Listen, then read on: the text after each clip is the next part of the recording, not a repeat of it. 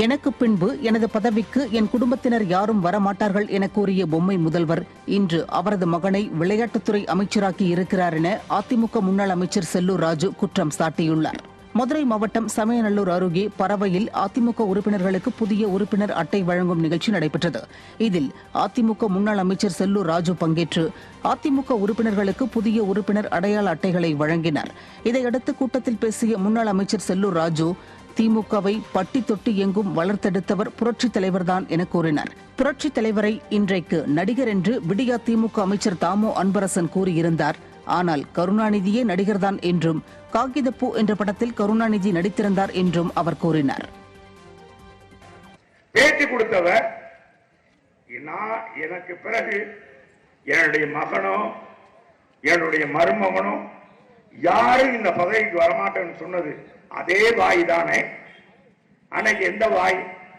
இன்னைக்கு அதே முதலமைச்சர் தன் மகனை சட்டமன்ற உறுப்பினர் ஆக்கி இளைஞரணி செயலாளர் ஆக்கி இன்னைக்கு துணை முதலமைச்சர் பதவி தர போறாங்க.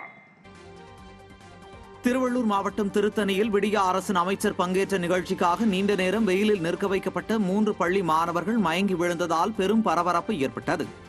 திருத்தணி டாக்டர் ராதாகிருஷ்ணன் அரசினர் ஆண்கள் மேல்நிலைப் பள்ளியில் போதை ஒழிப்பு குறித்து உறுதிமொழி ஏற்கும் நிகழ்ச்சி நடைபெற்றது.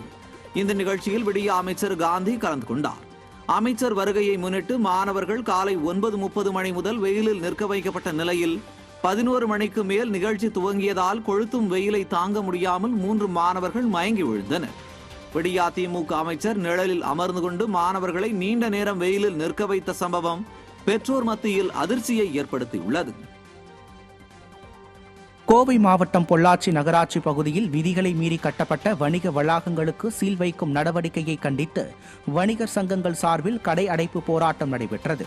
பொள்ளாச்சியில் விதிகளை மீறி கட்டப்பட்ட வணிக வளாகங்களுக்கு சீல் வைக்க கோரி நகராட்சிக்கு நீதிமன்றம் உத்தரவிட்டதன் பேரில் நகராட்சி நிர்வாகம் கடைகளுக்கு சீல் வைக்கும் பணியில் ஈடுபட்டது. இதனால் வணிகர்களின் வாழ்வாதாரம் பாதிக்கும் என வணிகர் சங்கங்கள் எதிர்ப்பு தெரிவித்து ஒருநாள் கடை அடைப்பில் ஈடுபட்டது. இதனால் அப்பகுதி வெறிச்சோடி காணப்பட்டது. அரசு தலையிட்டு நிரந்தர தீர்வு காண வேண்டும் என வணிகர்கள் கோரிக்கை விடுத்துள்ளனர். திருப்பத்தூர் மாவட்டம் வாணியம்பாடி அருகே மதுபோதையில் இருந்த பயணியை தனியார் பேருந்து நடத்துனர் நடுவழியில் கீழே தள்ளிவிடும் வீடியோ வெளியாகி பெரும் அதிர்ச்சியை ஏற்படுத்தியுள்ளது.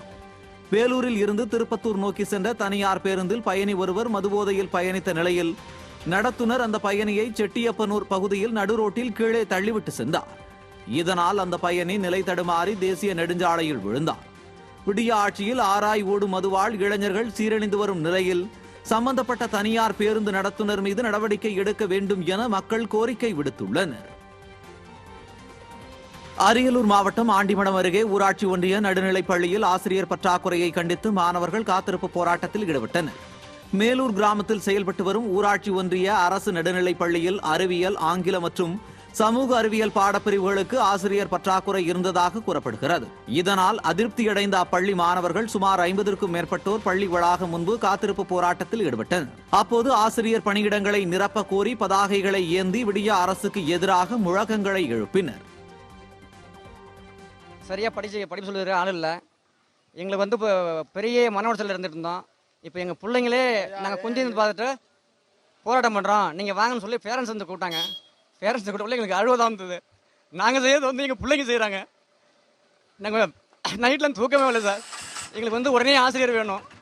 இல்லையா அரசு பள்ளி இப்போ நம்பி வந்த எங்களுக்கு இதுதான் தண்டனைன்னா எங்கள் பிள்ளை வாழ்க்கையை இந்த கவர்மெண்ட்டே வீணாக்க சொல்லி நாங்கள் எடுத்துக்கிறோம் சார். எங்களுக்கு இம்மிடியேட்லி அரசாங்கத்தில் எங்களுக்கு ஆள் போட்டு ஆசிரியர்கள் கொடுக்கணும், எங்கள் பிள்ளைங்களுக்கு கிளாஸ் எடுக்கணும்.